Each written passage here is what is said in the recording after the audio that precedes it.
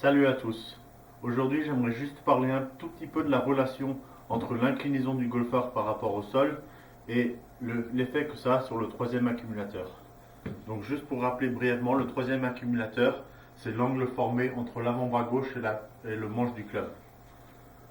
Donc on tourne, c'est l'avant-bras qui tourne vers la droite, on roule, c'est l'avant-bras qui tourne vers la gauche, jusqu'à une position où le poignet sera vertical.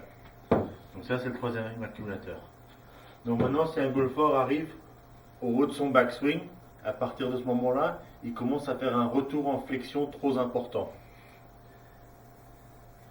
On voit que le troisième accumulateur va se décharger, c'est-à-dire que l'avant-bras gauche est en train de rouler, ce qui a pour effet d'envoyer la tête de club à l'extérieur du plan.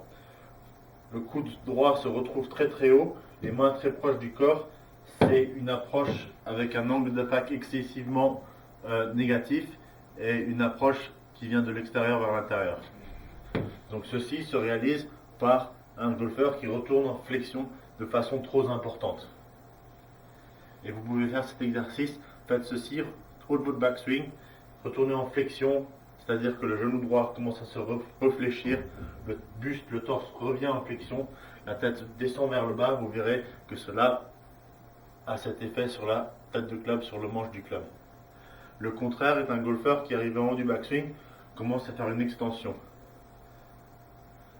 C'est-à-dire le postérieur s'éloigne du mur, la tête se relève, bascule en arrière. Ceci a pour effet de charger le troisième accumulateur.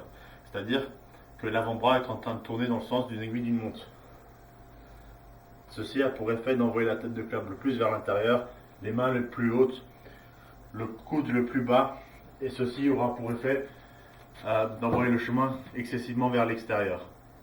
Une fois de plus, vous pouvez le faire tout simplement haut du backswing, extension, et vous verrez l'effet que ça a tout de suite sur le manche de votre club. Donc pour résumer tout ça de façon la plus simple possible, le golfeur qui a des difficultés avec le chemin du club qui passe trop extérieur-intérieur aura trop de flexion, trop vite lors de la descente. Le golfeur avec le chemin qui passe trop vers l'extérieur, trop d'extension à la descente. Si vous avez des questions, n'hésitez pas. Merci beaucoup. Une question pour finir.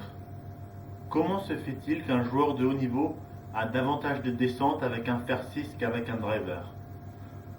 Pourquoi un joueur arrive à prendre un divot avec, disons, un fer 6, mais avec le driver, il n'y a pas de divot? Si vous avez la réponse, n'hésitez pas à me contacter ou à écrire votre réponse auprès de cette vidéo.